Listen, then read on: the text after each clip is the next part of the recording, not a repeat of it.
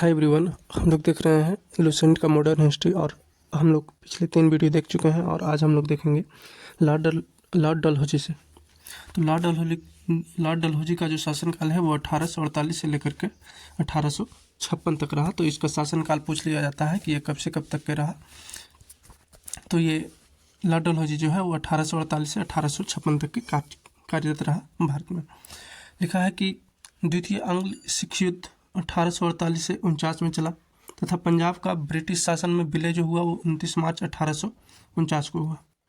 जगत प्रसिद्ध सिख राज्य का प्रसिद्ध हीरा कोहिनूर जो था वो महारानी विक्टोरिया को भेज दिया गया, मतलब कि लॉर्ड डलहौजी के ही काल में। आगे है, द्वितीय आंग्ल सिख युद्ध के दौरान 3 युद्ध लड़े गए थे। वो उसमें से प्रथम जो था वो रामनगर का युद्ध जो 16 नवंबर 1848 ईस्वी को लड़ा गया।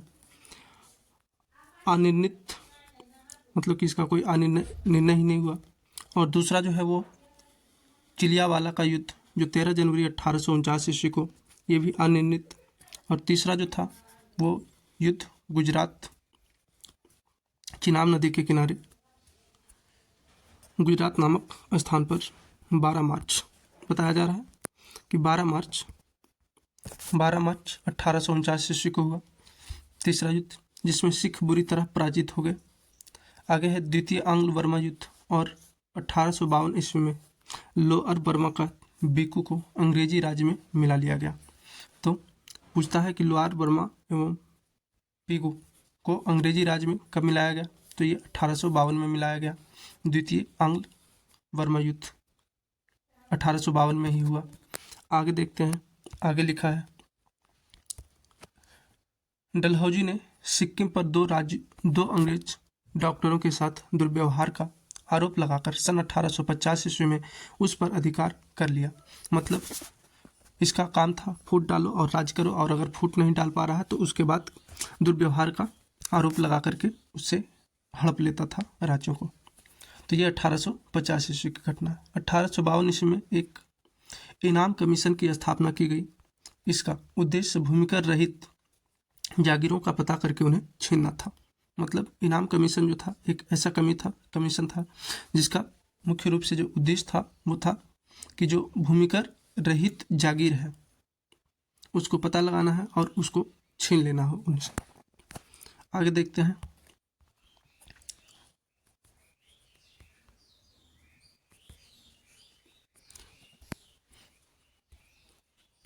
आगे है डलहौजी का शासनकाल उसके व्यक्तिगत सिद्धांत यानी कि डॉक्ट्रिन ऑफ लैप्स, हड़प की नीति के कारण अधिक याद किया जाता है। तो पूछता है कि हड़प की नीति जो है वो डॉक्ट्रिन ऑफ लैप्स जो है वो किसने लागू किया, वो डलहौजी के शासनकाल में ही लागू हुआ।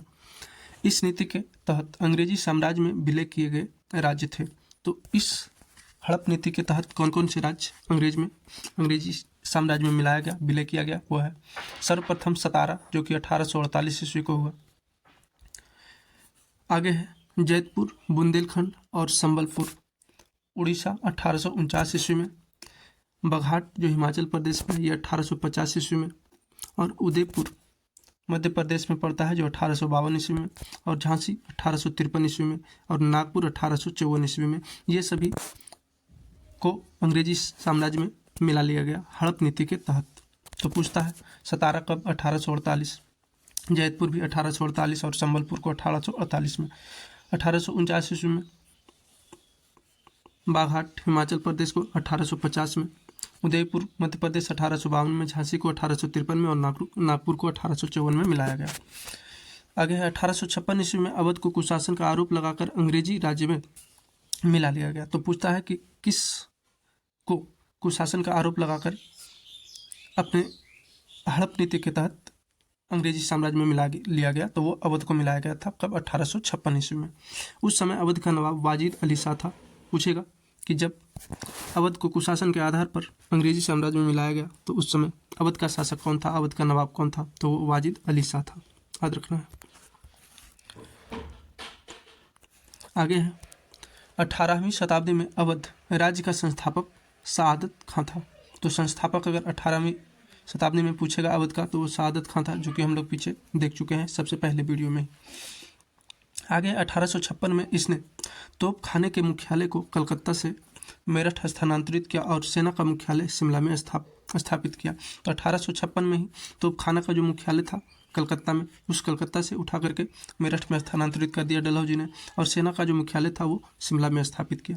शिक्षा संबंधी सुधारों में डलहौजी ने 1854 के उड डिस्पैच को लागू किया। 1854 ईस्वी में एक उड डिस्पैच को किसने लागू किया? लॉर्ड डलहौजी ने। किस लिए? शिक्षा संबंधी सुधारों के लिए। इनके अनुसार जिलों में एंग्लो वर्नाकुलर स्कूल, प्रमुख नगरों में सरकारी कॉलेजों तथा लॉर्ड कैनिंग के समय में 1857 ईस्वी में तीनों प्रेसिडेंसियों कलकत्ता, मद्रास और बम्बई में एक एक विश्वविद्यालय स्थापित किए गए। आगे पूछता है, आगे है, एवं साथ ही प्रत्येक प्रदेश में एक शिक्षा निदेशक नियुक्त किया गया। तो ये कब हुआ? 1857 ईस्वी में। डलहौजी को भारत में रेलवे का जनक माना जाता है। ये इंपॉर्टेंट लाइन है। रेलवे का जनक भारत में किसको माना जाता है? तो डलहौजी को माना जाता है। इसी के समय भारत में पहली बार 16 अप्रैल 1853 ईस्वी में बम्बई से थाने के बीच 34 किलोमीटर प्रथम रेल चलाई गई थी। तो लॉर्ड डलहौजी के काल में ही 16 अप्रैल 1853 में, चूँकि 1848 से 56 तक के रहा भारत में डलहौजी, तो उसी के काल में 16 अप्रैल 1853 ईस्वी में बम्बई से थाने तक जिसके बीच 34 किलोमीटर की दूरी पड़ता है, इसी के बीच यानी बम्बई और थाने के बीच प्रथम रेलगाड़ी चलाई गई थी भारत में। सन 1854 में नया पोस्ट ऑफिस एक्ट पारित हुआ। तो पोस्ट ऑफिस एक्ट जो है वो कब पारित हुआ? 1854 ईस्वी में। और 1854 ईस्वी में किसका शासन था? तो वो यहाँ का जो था वो लॉर्ड डलहौजी का कार्यकाल था। और भारत में पहली बार डाक टिकट का प्रचलन प्रारंभ हुआ। तो डाक टिकट का प्रचलन 1854 ईस्वी में, पोस्ट ऑफिस एक्ट पारित 1854 ईस्वी में। आगे लिखता है, इसने पृथक रूप से भारत में पहली बार सार्वजनिक निर्माण विभाग की स्थापना किया। सार्वजनिक निर्माण विभाग की स्थापना लॉर्ड डलहौजी ने किया।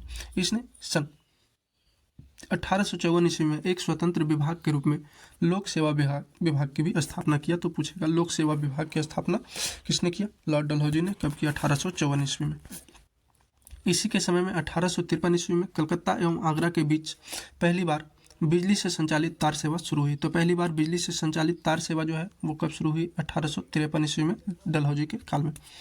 इसने शिमला को ग्रीष्मकालीन राजधानी बनाया था। तो ध्यान रखना है कि ग्रीष्मकालीन राजधानी अपना किसने बनाया था शिमला को? तो वो डलहौजी ने। ऐसे भी क्वेश्चन पूछ सकता है कि डलहौजी ने अपना ग्रीष्मकालीन राजधानी किसे बनाया था? शिमला को बनाया था। और आगे लिखता है, 1853 ईस्वी के चार्टर एक्ट के द्वारा कंपनी के संचालक मंडल से कंपनी के प्रशासनिक अधिकारियों की नियुक्ति का अधिकार वापस ले लिया। 1853 ईस्वी में ऐसा किया गया। और 1853 से ही अधिकारियों की नियुक्ति के लिए प्रतियोगिता परीक्षा की व्यवस्था की गई। इसका मतलब ये है, कहने का मतलब है कि पहले जो है वो पिता का नौकरी उसके पुत्र को मिलता था, लेकिन 1853 में इसने एक ऐसा नियम लाया जिसमें कहा गया कि प्रतियोगिता परीक्षा की व्यवस्था किया जाएगा और जो प्रतियोगिता पास करेगा उसे ही नौकरी मिलेगी, जिसके लिए उम्र सीमा 18 से 23 वर्ष रखी गई थी। तो याद रखना है 18 से लेकर के 23 वर्ष तक के जो लोग होते थे, 18 से 23 इसका एक उम्र सीमा रखा गया था और वो प्रतियोगिता परीक्षा दे सकता था। सत्येंद्र नाथ टैगोर पहले भारतीय थे जिन्होंने 1863 ईस्वी में लंदन में हुई सिविल सेवा परीक्षा में सफलता प्राप्त की थी। पूछता है कि सबसे पहले भारतीय जो सिविल सेवा परीक्षा प्राप्त किए थे वो कौन? सिविल सेवा परीक्षा सफलतापूर्वक पास किए थे, तो वो 1863 ईस्वी में सत्येंद्र नाथ टैगोर, जो कि रविन्द्रनाथ टैगोर के भाई थे। आगे है 1822 ईस्वी में इलाहाबाद, जो कि भारत का ही बात है, एवं लंदन दोनों स्थानों पर साथ साथ सिविल सेवा परीक्षा का आयोजन किया जाने लगा। तो यहाँ पे 1922 ईस्वी में ऐसा हुआ कि 1922 से भारत में और साथ ही साथ लंदन में दोनों जगह सिविल सेवा का परीक्षा एक साथ आयोजित किया जाने लगा। डलहौजी ने नर बलि प्रथा को रोकने का भी प्रयास किया। डलहौजी ने नर बलि जो होता था, पहले जो बच्चों का जो दिया जाता था बलि, वो नर बलि को इसने समाप्त किया, रोकने का प्रयास किया। समाप्त नहीं, प्रयास किया, ठीक है, रोकने का प्रयास किया। आगे है लॉर्ड कैनिंग, जो कि 56 से 62 तक के रहा। तो पहले 1848 से 56 तक डलहौजी रहा और 56 से 62 तक कैनिंग रहा। यह भारत में कंपनी द्वारा नियुक्त अंतिम गवर्नर जनरल तथा ब्रिटिश साम्राज्य के अधीन नियुक्त भारत का प्रथम वायसराय था। अब देखिए यहाँ से क्या होता है, कि ये जो था कैनिंग जो था वो अंतिम गवर्नर जनरल होता है, क्योंकि सबसे पहले केवल बंगाल का गवर्नर रहता है, ठीक है। उसके बाद 1773 में 1773 में वो बंगाल का गवर्नर जनरल बनता है। उसके बाद फिर 1833 में वो भारत का गवर्नर जनरल बन जाता है और अभी तक के वो गवर्नर जनरल का काम कर रहा होता है। तो ये गवर्नर जनरल जो था वो लॉर्ड कैनिंग जो था वो भारत में कंपनी द्वारा जो नियुक्त था वो अंतिम गवर्नर जनरल लॉर्ड कैनिंग था, तथा ब्रिटिश साम्राज्य के अधीन नियुक्त भारत का प्रथम वायसराय था, ठीक है। भारत का अगर प्रथम वायसराय पूछा जाए तो भी लॉर्ड कैनिंग होगा और अंतिम गवर्नर जनरल जो था वो भी लॉर्ड कैनिंग होगा। आगे इसके समय की सबसे महत्वपूर्ण घटना थी सन 1857 ईस्वी का ऐतिहासिक विद्रोह। 1857 का जो ऐतिहासिक विद्रोह हुआ वो लॉर्ड कैनिंग के ही समय में हुआ। इसी विद्रोह के बाद प्रशासनिक सुधार के अंतर्गत भारत का शासन कंपनी के हाथों से सीधे ब्रिटिश सरकार के नियंत्रण में ले लिया गया। मतलब 1857 में जब क्रांति हुई, ये जो विद्रोह हुआ, तो उसके बाद जो है वो सीधा सीधा जो है भारत को शासन चलाने की जो ताकत था वो कंपनी के हाथ से सीधा ब्रिटिश सरकार अपने नियंत्रण में ले लेता है। आगे कैनिंग के समय में 1861 ईस्वी में उच्च न्यायालय अधिनियम बनाया गया। 1861 ईस्वी में कैनिंग के ही काल में ही उच्च न्यायालय अधिनियम बनाया गया, जिसके अनुसार पुरानी सुप्रीम कोर्ट और सदर अदालतों को समाप्त कर दिया गया तथा कलकत्ता, मद्रास तथा मुंबई में एक एक उच्च न्यायालय की स्थापना की गई। कब? 1861 ईस्वी में ऐसा किया गया था। 1866 में आगरा में एक उच्च न्यायालय की स्थापना की गई, जिसे 1875 में इलाहाबाद स्थानांतरित कर दिया गया। तो इसको भी याद रखना है कि 1866 में आगरा में एक उच्च न्यायालय की स्थापना की गई थी, लेकिन 1875 ईस्वी में इसे इलाहाबाद स्थानांतरित कर दिया गया।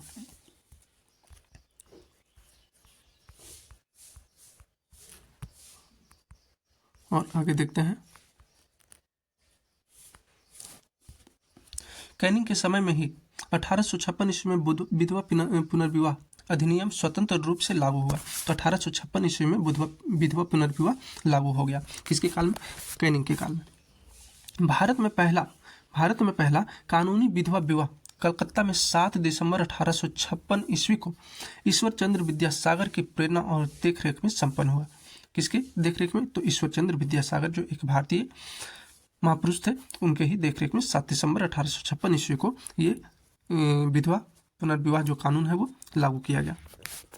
1856 में पैतृक संपत्ति से संबंधित जो कानून बनाया गया, उसके अनुसार यह निश्चित किया गया कि धर्म परिवर्तन करने पर किसी व्यक्ति को उसकी पैतृक संपत्ति से वंचित नहीं किया जाएगा। 1856 ईस्वी में ऐसा एक नियम बनाया गया कि अगर कोई व्यक्ति अपना धर्म परिवर्तन कर लेता है तो ऐसा नहीं होगा कि उसका जो अपना व्यक्तिगत जो संपत्ति होगा, उसकी पैतृक संपत्ति जो है उससे छीन लिया जाएगा। ऐसा कभी नहीं हो सकता है। जो भी धर्म अपनाएगा वो अपना सकता है और जो उसका अपना पैतृक संपत्ति है वो उसी का रहेगा, किसी तरीके से छीन झपट नहीं किया जा सकता है।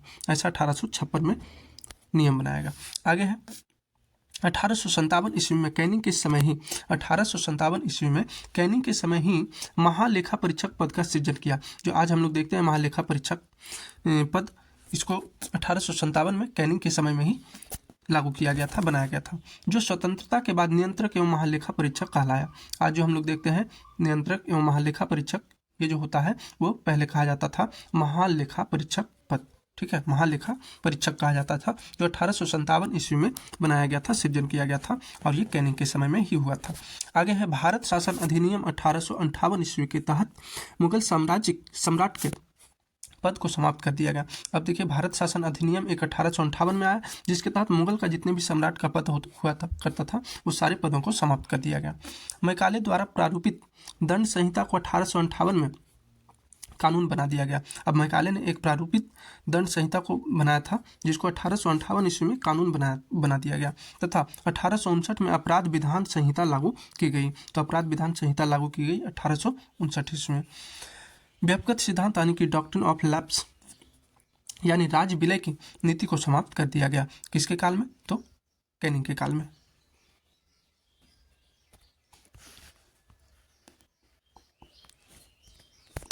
आगे 1861 में इंडियन काउंसिल एक्ट पारित हुआ तथा पोर्टफोलियो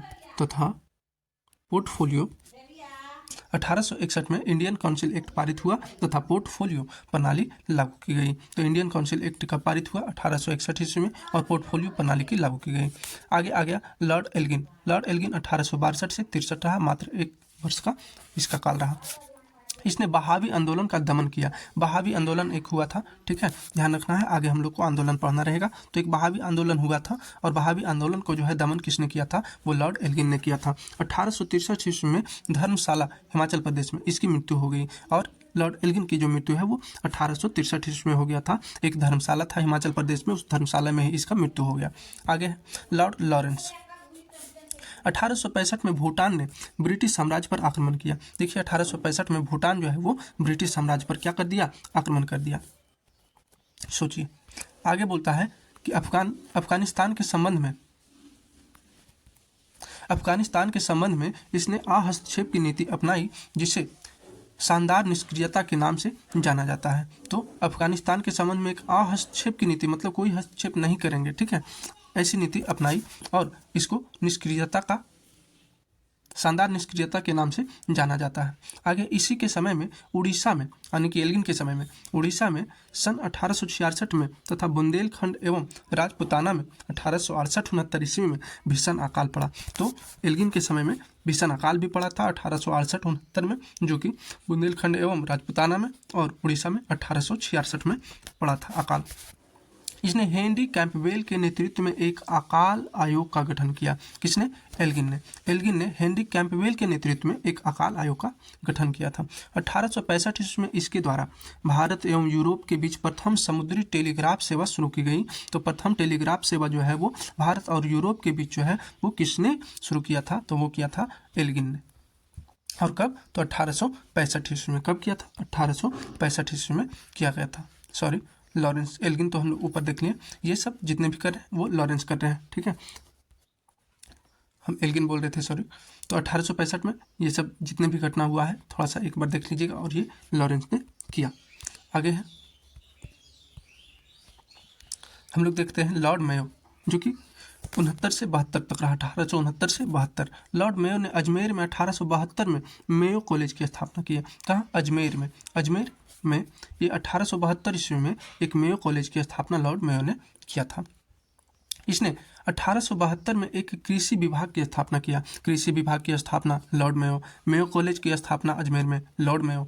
एक अफगान शेर अली अफरीदी ने 8 फरवरी 1872 में चाकू मारकर इसकी हत्या कर दी। और देखिए लॉर्ड मेयो की हत्या जो है वो 8 फरवरी 1872 ईस्वी को एक शेर अली अफरीदी नाम का एक अफगान था जिसने चाकू मारकर इसकी हत्या कर दिया। तो क्वेश्चन पूछता है कि एकमात्र ऐसा कौन सा वायसराय था जिसकी हत्या चाकू मारकर भारत में किया गया, तो वो लॉर्ड मेयो था। भारत में अंग्रेजों के समय में प्रथम जनगणना 1872 में लॉर्ड मेयो के कार्यकाल में हुआ था। तो लॉर्ड मेयो के कार्यकाल में ही अंग्रेजों के समय में एक सबसे पहला जनगणना हुआ था भारत में, और वो 1872 ईस्वी में हुआ था। आगे हम लोग पढ़ेंगे नॉर्थ ब्रुक को।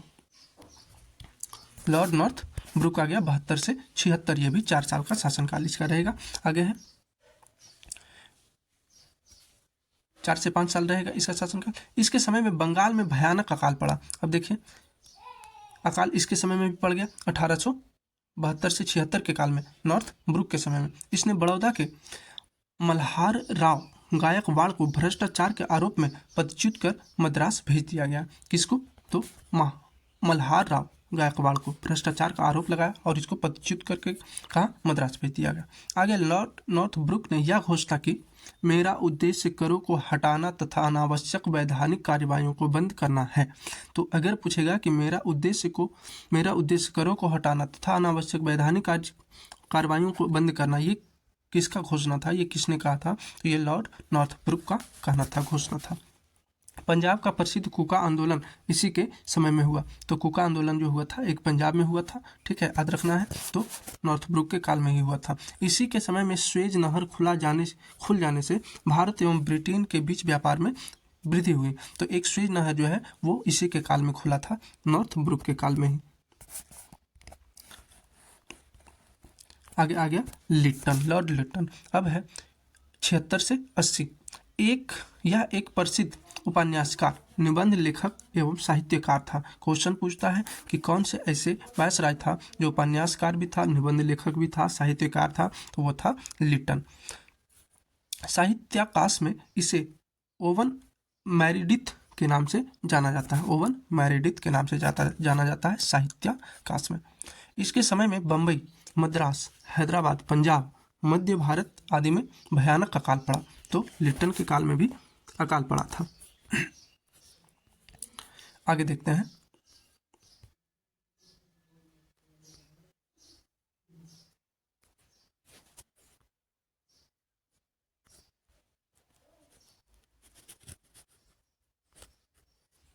लिटन ने रिचर्ड स्ट्रैची की अध्यक्षता में 1878 में एक अकाल आयोग की नियुक्ति की। तो अकाल आयोग की नियुक्ति 1878 ईस्वी में लिटन ने किया था। 1 जनवरी 1877 ईस्वी को ब्रिटेन की महारानी विक्टोरिया को कैसर ए हिंद की उपाधि से सम्मानित करने के लिए दिल्ली दरबार का आयोजन किया गया। मतलब अब 1877 ईस्वी में देखें एक दिल्ली दरबार का आयोजन होता है। वो किस लिए? तो महारानी जो विक्टोरिया थी ब्रिटेन की, उसको कैसर ए हिंद की उपाधि से सम्मानित करने के लिए 1877 में दिल्ली दरबार का आयोजन किया जा रहा है। चलिए आगे देखते हैं। मार्च 1878 ईस्वी में लिटन ने भारतीय समाचार पत्र अधिनियम वर्नाकुलर प्रेस एक्ट पारित किया। भारतीय समाचार पत्रों पर कठोर प्रतिबंध लगा दिया किसने? तो लिटन ने। विशेषकर राष्ट्रवादी समाचार पत्र सोमप्रकाश को प्रतिबंधित करने के लिए। तो सोमप्रकाश जो था वो एक राष्ट्रवादी समाचार पत्र था, उसमें राष्ट्र से रिलेटेड बहुत ज़्यादा चीज लिखा जाता था। इसीलिए सबसे पहले सोमप्रकाश को ही प्रतिबंधित करने के लिए उसने ये समाचार पत्र अधिनियम जो है वो वर्नाकुलर प्रेस एक्ट को लाया था। इस कानून में प्रावधान था कि अगर किसी अखबार में कोई आपत्तिजनक चीज छपती है तो सरकार उसकी प्रिंटिंग प्रेस सहित सारी संपत्ति जब्त कर सकती है। ये कहा गया था। समाचार पत्र अधिनियम जो था वर्नाकुलर प्रेस एक्ट, इसमें लिखा गया था। आगे पायनियर अखबार ने वर्नाकुलर प्रेस एक्ट 1878 का समर्थन किया और इसका एक अखबार आता था पायनियर अखबार, उसने वर्नाकुलर प्रेस एक्ट का जो है 1878 ईस्वी में समर्थन किया था कि हाँ ये नियम जो है ठीक है। आगे है इसी के समय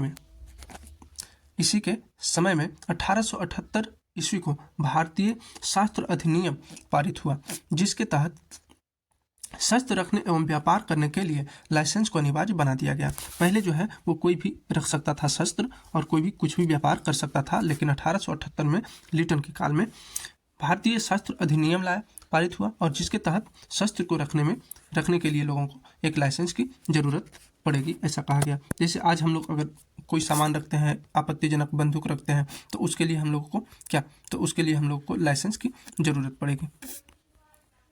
आगे है इसने सिविल सेवा परीक्षाओं में प्रवेश की अधिकतम आयु सीमा 21 से घटाकर 19 वर्ष कर दिया गया था। पहले जो था वो 21 वर्ष था अधिकतम आयु, लेकिन अब जो है अधिकतम आयु 21 से भी घटाकर 19 वर्ष कर दी गई। मतलब केवल आप 19 वर्ष तक के ही सिविल सेवा परीक्षा दे सकते हैं, उसके बाद आपका उम्र खत्म हो जाएगा। 1857 में सिविल सेवा परीक्षा में सम्मिलित होने की आयु 23 वर्ष निर्धारित की गई थी। 1857 में 23 वर्ष किया गया था, 19 से 23, लेकिन अब देखिए 21 से घटा करके फिर वो 19 वर्ष कर दिया है। आगे 1859 में आयु सीमा को घटाकर 22 वर्ष और 1866 में इसको घटाकर 21 वर्ष किया गया था। देखिए सबसे पहले हम लोग 19 से 23 देखे थे, लेकिन 1859 में 23 से भी घटाकर 22 किया गया और 66 में इसको घटाकर 21 वर्ष कर दिया गया। ठीक है, और अब ये जो लिटन है वो आयु सीमा को घटा करके 19 वर्ष कर दिया। सोचिए, लिटन ने अलीगढ़ में एक मुस्लिम एंग्लो प्राच्य महाविद्यालय की स्थापना की। तो मुस्लिम एंग्लो प्राच्य महाविद्यालय की स्थापना लिटन ने किया था अलीगढ़ में। आगे है लॉर्ड रिपन। लिटन के बाद आता है रिपन, जिसका कार्यकाल 1880 से 84 चलता है। आगे है रिपन। प्रधानमंत्री ग्लैडस्टोन के परामर्श पर रिपन ने सर्वप्रथम समाचार पत्रों की स्वतंत्रता को बहाल करते हुए सन 1882 ईस्वी में वर्नाकुलर प्रेस एक्ट को समाप्त कर दिया गया। मतलब जिस वर्नाकुलर प्रेस एक्ट को लागू किया था लॉर्ड लिटन ने, ये कहने के लिए कि भारतीय समाचार पत्र जो आपत्तिजनक समाचार छापेगा उसका सारी संपत्ति जब्त कर लिया जाएगा। मतलब एक प्रतिबंध लगाया गया था, उसी को रिपन ने समाप्त कर दिया। और भारतीय भाषाओं में प्रकाशित होने वाले समाचार पत्रों को भी वही सुविधाएं दी गई जो अन्य समाचार पत्रों को प्राप्त थी। मतलब सभी समाचार पत्र मुक्त रूप से, स्वतंत्र रूप से छाप सकता है और लिख सकता है और सभी को समानता मिले। इसने सिविल सेवा में प्रवेश की अधिकतम आयु सीमा को 19 वर्ष से बढ़ाकर 21 वर्ष कर दिया गया। रिपन जो था, जो लिटन ने 19 वर्ष किया था अधिकतम आयु को घटा करके, उसी को रिपन ने 21 वर्ष कर दिया। इसने स्थानीय स्वशासन की शुरुआत की। तो स्थानीय स्वशासन की शुरुआत किसने किया? रिपन ने किया, लॉर्ड रिपन ने किया। रिपन ने स्थानीय स्वशासन की शुरुआत किया। 18 मई 1882 को स्थानीय स्वशासन संबंधी एक कानून बनाया, जिसके आधार पर विभिन्न प्रांतों में 1883 से 85 के मध्य स्थानीय स्वशासन संबंधी कानून बनाए गए थे। इसके समय में ही भारत में सन 1881 ईस्वी में सर्वप्रथम नियमित जनगणना करवाई गई। 1881 ईस्वी में एक नियमित जनगणना पूछता है, तो नियमित जनगणना जो है वो रिपन के काल में हुआ था, ठीक है। जबकि सबसे पहले 1872 में सर्वप्रथम भारत में जो जनगणना हुआ था वो मेयो के काल में हुआ था। तब से लेकर अब तक प्रत्येक 10 वर्ष के अंतराल पर जनगणना की जाती है। तो अभी जो जनगणना की जाती है वो प्रत्येक 10 वर्ष पर की जाती है, वो सभी को पता है। 1881 की जनगणना में हैदराबाद और राजपुतानी को नहीं जोड़ा गया था। जो 1881 ईस्वी की जो नियमित जनगणना हुआ था रिपन के काल में, उस समय हैदराबाद और राजपुताना को नहीं जोड़ा गया था, मतलब उसकी गणना नहीं की गई थी इसमें। आगे भारत में पहली बार जनगणना 1872 ईस्वी में हुई, परंतु इसमें भारत के संपूर्ण भागों का प्रतिनिधित्व नहीं हुआ। लगभग 20% भारत का भाग इसमें छूट गया। इसीलिए अभी बोल रहे थे 1872 में मेयो के काल में ही एक सबसे पहले भारत में जनगणना हुई थी, लेकिन वो पूरा नहीं हुआ था, उसमें 20% भाग लगभग छूट गया था। रिपन के द्वारा ही सन 1881 में प्रथम कारखाना अधिनियम लाया गया। तो प्रथम कारखाना अधिनियम रिपन के काल में लाया गया 1881 ईस्वी में। इसमें 7 वर्ष से कम आयु के बच्चों को काम करने पर प्रतिबंध लगा दिया गया और 7 से 12 वर्ष के श्रमिकों के लिए 9 घंटे से अधिक कार्य कराया जाना प्रतिबंधित कर दिया गया। तो इसी के समय में 7 वर्ष से जो कम आयु का रहेगा बच्चा, उससे काम कराना नहीं है, उसके लिए प्रतिबंध लगा दिया गया। और 7 से 12 वर्ष के श्रमिकों के लिए, 7 से 12 वर्ष के अगर है कोई श्रमिक, तो उसको 9 घंटे से अधिक कार्य नहीं करवाना है। इस पर भी वो प्रतिबंध लगाया था रिपन ने प्रथम कारखाना अधिनियम के तहत 1881 ईस्वी में। यह एक्ट चाय, कॉफ़ी एवं नील की खेती पर लागू नहीं थी। मतलब चाय, कॉफ़ी और नील की अगर खेती कर रहा है तो 7 वर्ष या उससे कम वर्ष के बच्चा है, अगर वो भी है तो वो भी कार्य कर सकता है, उस पर कोई प्रतिबंध नहीं था इस नियम के तहत। आगे है, रिपन के समय में शैक्षणिक सुधारों के अंतर्गत विलियम हंटर की अध्यक्षता में एक आयोग गठित किया गया। रिपन के ही समय में शैक्षणिक सुधार के लिए, शिक्षा की स्थिति को सुधारने के लिए विलियम हंटर की अध्यक्षता में एक आयोग गठित किया गया था। 2 फरवरी 1883 ईस्वी को यूरोपियों के विरुद्ध भारतीय न्यायाधीशों द्वारा मुकदमे की सुनवाई के लिए इल्बर्ट विधेयक प्रस्तुत किया गया। तो इल्बर्ट विधेयक किसके समय में? तो रिपन के समय में। लेकिन यूरोप वासियों के प्रबल विरोध के कारण इसे वापस लेना पड़ा। लेकिन यूरोप वासियों का जो प्रबल विरोध था, बहुत ज़्यादा विरोध करने लगा, इसलिए इसे इस बिल को वापस लेना पड़ा इल्बर्ट बिल को, विधेयक को। अंग्रेजों द्वारा इस विधेयक के विरोध में किए गए विद्रोह को श्वेत विद्रोह के नाम से जाना जाता है, क्योंकि ये श्वेत लोग ही कर रहे थे, यूरोपीय लोग ही कर रहे थे ये विद्रोह, इसीलिए इसको श्वेत विद्रोह के नाम से जाना जाता है। फ्लोरेंस नाइटिंगेल ने रिपन को भारत के उद्धारक की संज्ञा दी है। अब सोचिए, फ्लोरेंस नाइटिंगेल जो है, इसने कहा कि रिपन जो है वो भारत का उद्धारक है, अगर भारत में रिपन नहीं होता तो भारत का उद्धार नहीं होता, ऐसा कहा गया।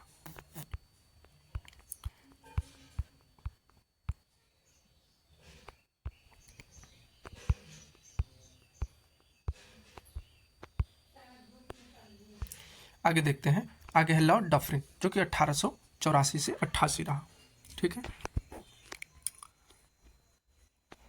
इसमें है, बोलता है, इसके समय तृतीय आंग्ल बर्मा युद्ध 1885 से 88 ईस्वी हुआ और बर्मा को अंतिम रूप से अंग्रेजी राज्य में मिला लिया गया।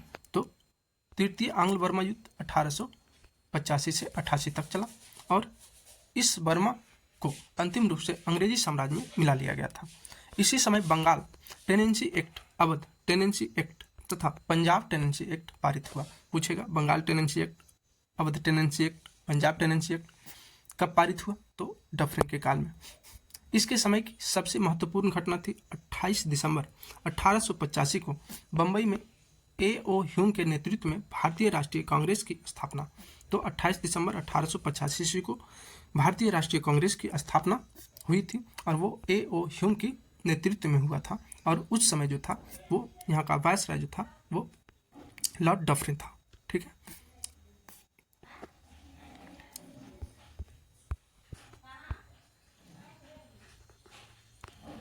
आगे है लॉर्ड लैंसडाउन। लैंसडाउन 1888 से 94 तक रहा। भारत और अफगानिस्तान के मध्य सीमा डुरंड रेखा का निर्धारण इसी के समय हुआ।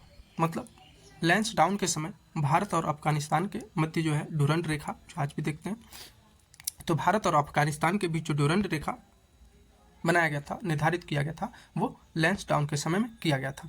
1891 ईस्वी में दूसरा कारखाना अधिनियम लाया गया जिसमें स्त्रियों को 11 घंटे प्रतिदिन से अधिक काम करने पर प्रतिबंध लगाया गया। आगे है साथ ही सप्ताह में एक दिन छुट्टी की व्यवस्था की गई। सप्ताह में एक दिन छुट्टी की व्यवस्था वो लैंसडाउन के समय से किया गया। आगे है एल्गिन द्वितीय। हम लोग एक एल्गिन को देख लिए हैं और ये एल्गिन द्वितीय आ गया। ये एल्गिन द्वितीय भारत को तलवार के बल पर विजित किया गया है और तलवार के बल पर ही इसकी रक्षा की जाएगी। यह कथन लॉर्ड एल्गिन द्वितीय का है। लॉर्ड एल्गिन द्वितीय ने कहा कि भारत को तलवार के बल पर जीता गया है और तलवार के बल पर ही इसकी रक्षा किया जाएगा, ऐसा एल्गिन द्वितीय ने कहा। 1895 से 1898 के मध्य उत्तर प्रदेश, बिहार, पंजाब एवं मध्य प्रदेश में भयंकर अकाल पड़ा। फिर से अकाल पड़ गया 1895 से 98 के मध्य। लॉर्ड कर्जन जो 1899 से 1905 तक रहा। अब देखते हैं कर्जन को। 1899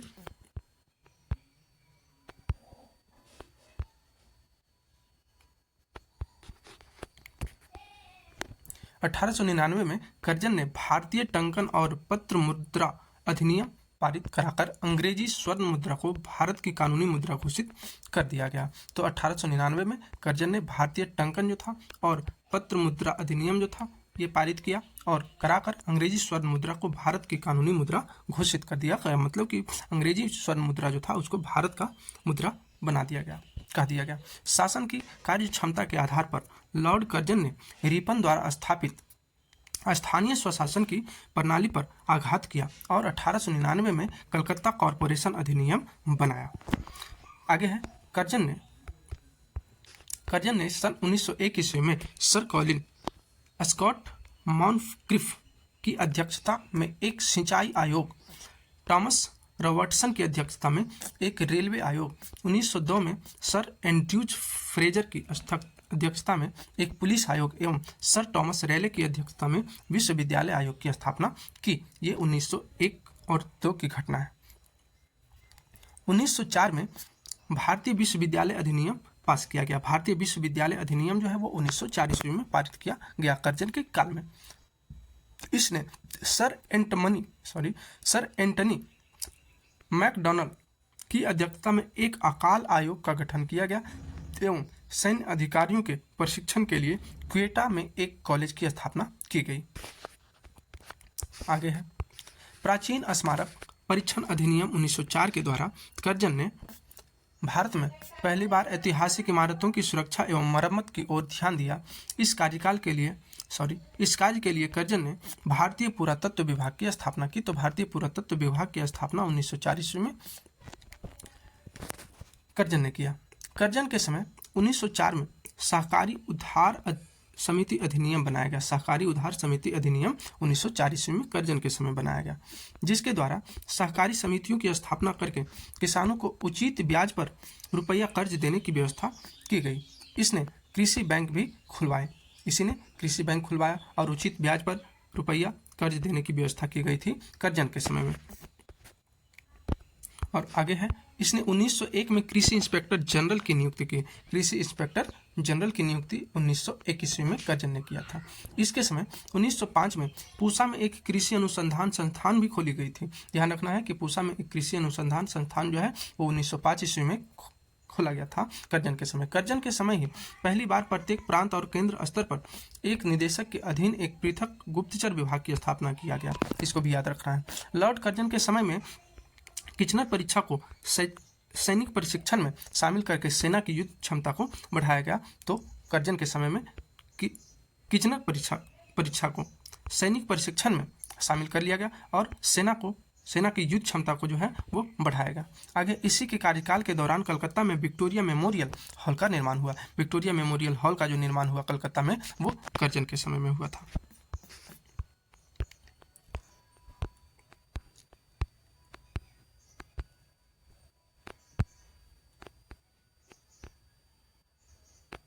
आगे देखते हैं, कर्जन के भारत विरोधी कार्यों में सर्वाधिक महत्वपूर्ण कार्य था।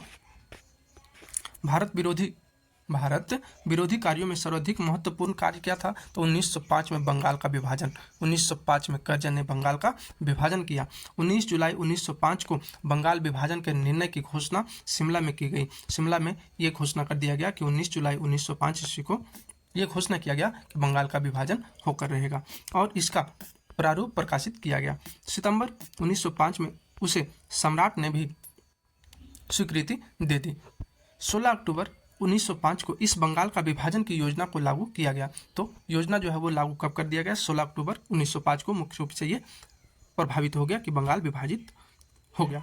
बंगाल को दो प्रांतों में बांट दिया गया, एक पूर्वी बंगाल और असम प्रांत, दूसरा पश्चिमी बंगाल। पूर्वी बंगाल का मुख्यालय ढाका में बनाया गया। तो याद रखना है, एक पूर्वी बंगाल जो है जो कि इसका मुख्यालय ढाका और lieutenant governor sir Andrews Fraser को बनाया गया। तो बंगाल का जो है पूर्वी बंगाल का जो मुख्यालय वो ढाका और यहाँ का जो है गवर्नर किसको बनाया गया? तो वो सर फ्रेजर एंड्रूज को बनाया गया था। आगे है, गवर्नर जनरल की कार्यकारिणी के सैनिक अध्यक्ष के अधिकारियों प्रशासन पर कर्जन का प्रावधान सेनापति किचनर से मतभेद हो गया। अब देखिए, कर्जन और सेनापति जो एक किचनर था वो दोनों में मतभेद हो जाता है, जिसमें भारत सचिव ने किचनर का पक्ष लिया। भारत सचिव जो था वो किचनर का ही पक्ष लिया।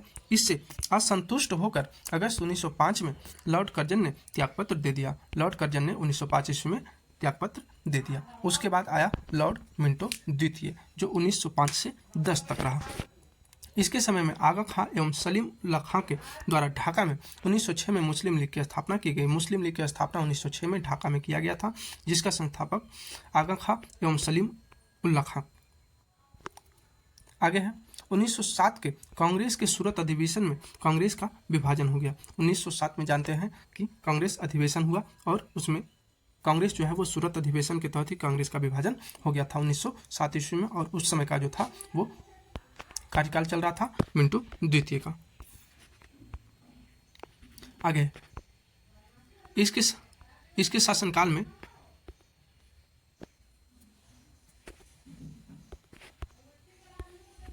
इसके शासनकाल में 1907 में आंग्ल एवं रूसी प्रतिनिधि मंडलों के बीच बैठक हुई। तो 1907 में आंग्ल और रूसी प्रतिनिधि मंडलों के बीच बैठक हुई थी 1907 में। मुसलमानों के लिए एक अलग निर्वाचन व्यवस्था मार्ले मिंटो तो सुधार अधिनियम 1909 के द्वारा किया गया। तो मुसलमानों के लिए एक अलग निर्वाचन की व्यवस्था किया गया था मार्ले मिंटो सुधार अधिनियम 1909 के द्वारा।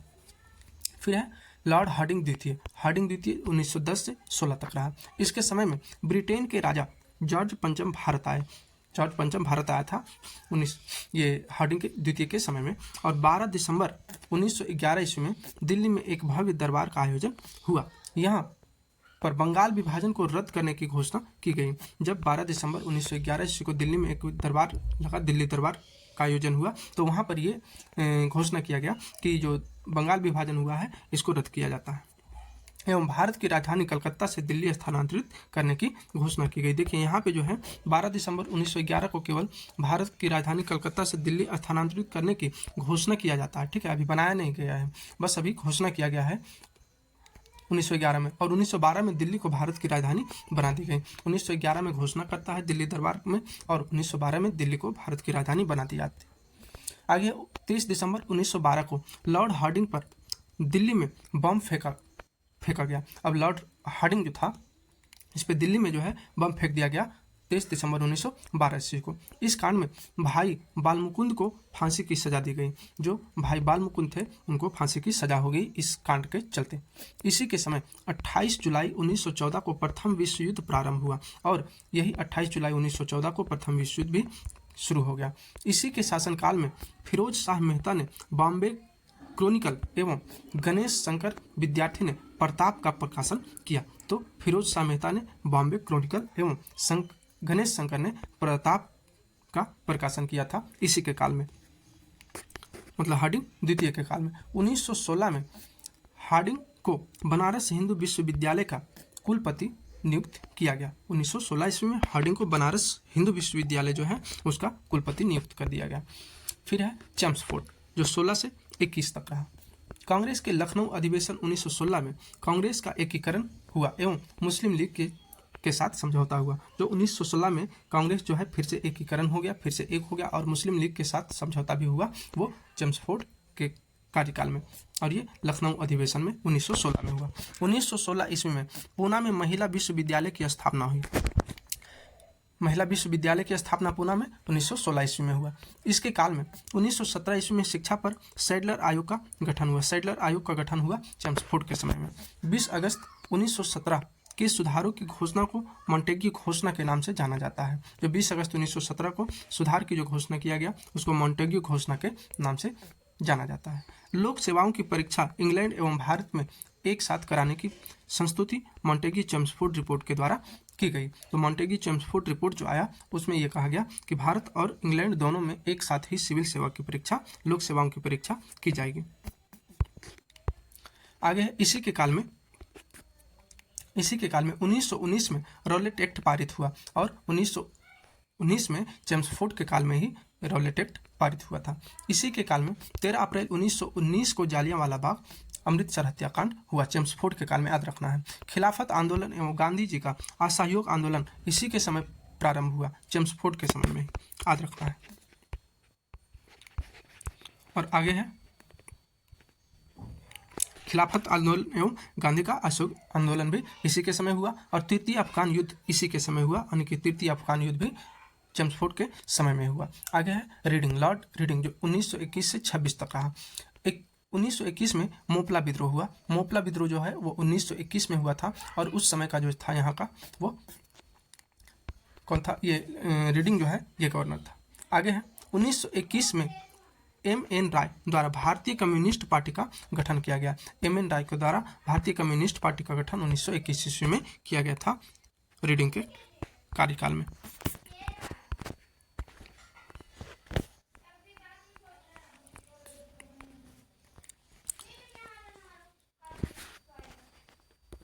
आगे है इसके काल में ही प्रिंस ऑफ वेल्स ने नवंबर 1921 में भारत की यात्रा की। प्रिंस ऑफ वेल्स जो है वो नवंबर 1921 में चेम्सफोर्ड के समय में ही आकर के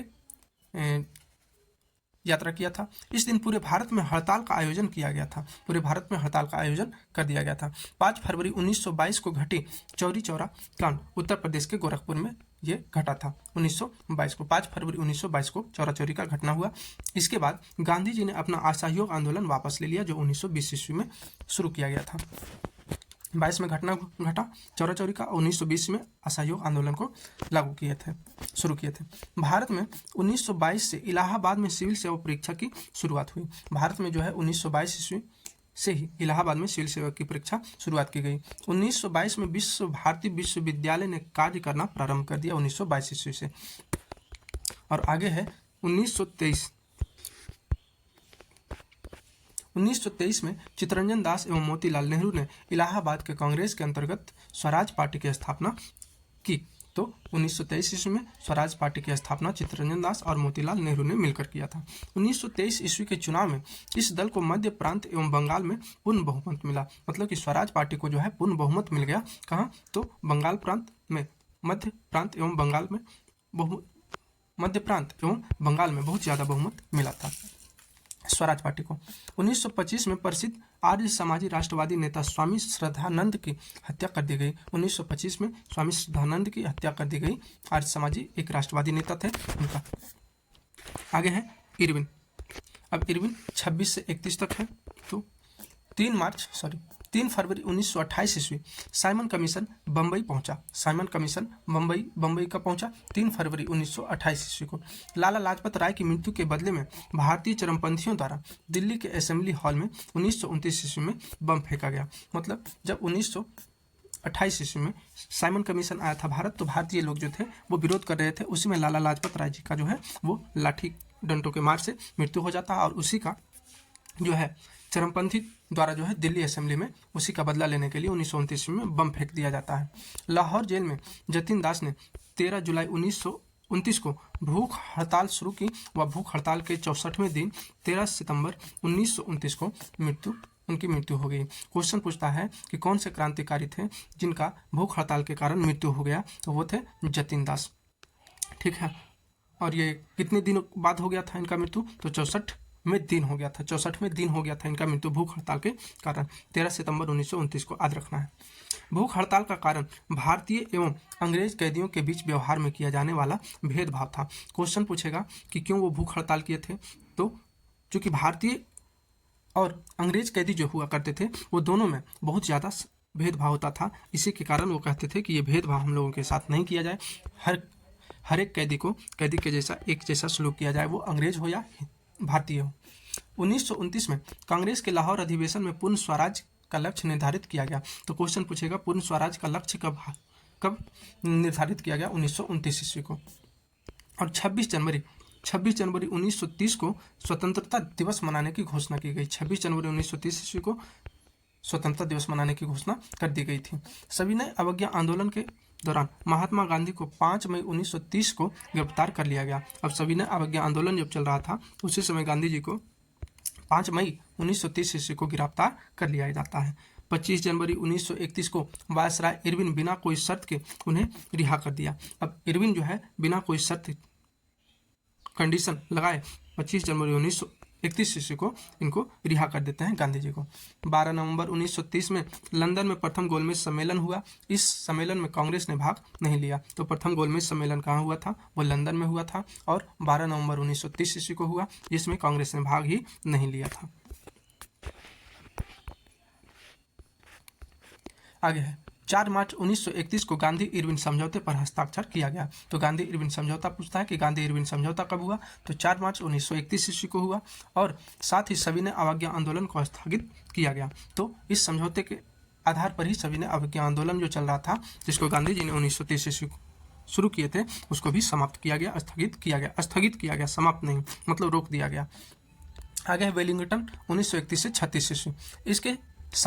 इसके समय में लंदन में 7 सितंबर से 1 दिसंबर इसके समय में वेलिंगटन के समय में लंदन में 7 सितंबर से 1 दिसंबर 1931 तक द्वितीय गोलमेज सम्मेलन का आयोजन हुआ। तो द्वितीय गोलमेज सम्मेलन का आयोजन लंदन में 7 सितंबर से 1 दिसंबर 1931 तक हुआ। 7 सितंबर से 1 दिसंबर तक हुआ।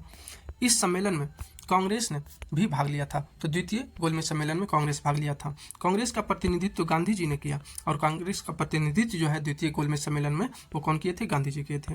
दूसरे गोलमेज सम्मेलन की असफलता के बाद गांधी जी ने 3 जनवरी 1932 को दोबारा सविनय अवज्ञा आंदोलन प्रारंभ किया। क्या बोले थे कि यहाँ पे जो है वो समाप्त नहीं करते हैं, वो केवल स्थगित कर देते हैं कि अभी रोक देते हैं हम अपने आंदोलन को, अगर फिर से तुम लोग ज़्यादा फटफटाओगे तो फिर से ये आंदोलन शुरू होगा। और वही होता है कि असफलता जब मिलती है तृतीय गोलमेज सम्मेलन में, असफलता के बाद गांधी जी ने 3 जनवरी 1932 को दोबारा से फिर से सविनय अवज्ञा आंदोलन को प्रारंभ कर दिया।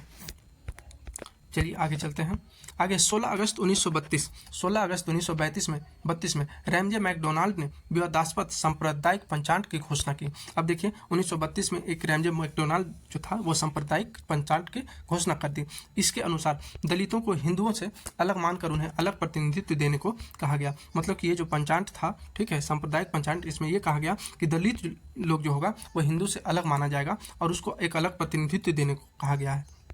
और दलित वर्गों के लिए अलग निर्वाचन मंडल का प्रावधान किया गया। मतलब कि ये तो हिंदू को हिंदू से ही अलग कर दिया।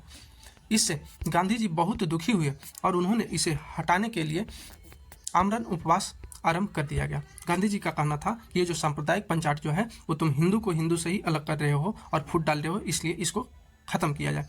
अंत में एक समझौता जिसे प्राय पुनः समझौता कहते हैं किया गया, जिसमें दलित वर्गों के लिए साधारण वर्गों में ही सीटों का आरक्षण किया गया। पुनः समझौता 24 सितंबर 1932 को हुआ। 24 सितंबर 1932 को पुनः समझौता हुआ, याद रखना है। 17 नवंबर से 24 दिसंबर 1932 तक लंदन में तृतीय गोलमेज सम्मेलन का आयोजन किया गया। 17 नवंबर से 24 दिसंबर तक कांग्रेस ने इसमें भाग नहीं लिया, और तृतीय गोलमेज सम्मेलन में भी कांग्रेस ने भाग नहीं लिया। मतलब पहले में भी नहीं लिया कांग्रेस ने भाग, और तृतीय गोलमेज सम्मेलन में भी भाग नहीं लिया। केवल दूसरे गोलमेज सम्मेलन में गांधी जी अध्यक्षता किए थे। बिहार में 1934 में भयंकर भूकंप आया। अब 1934 में बहुत ज़्यादा भूकंप आ गया था बिहार में। भारत सरकार अधिनियम 1935 पास किया गया। भारत सरकार एक अधिनियम आया 1935, उसको पास कर दिया गया। वेलिंगटन ने कांग्रेस के बम्बई अधिवेशन 1915 में हिस्सा लिया था। वेलिंगटन कांग्रेस का जो एक बम्बई अधिवेशन था जो कि 1915 में हुआ, उसमें वो भाग लिया था। इस अधिवेशन की अध्यक्षता सर सत्येंद्र प्रसन्न सिन्हा ने की थी। तो ये जो कांग्रेस के अधिवेशन बम्बई अधिवेशन हुआ था 1915 में, इसकी अध्यक्षता कौन? सत्येंद्र प्रसन्न सिन्हा ने किया था।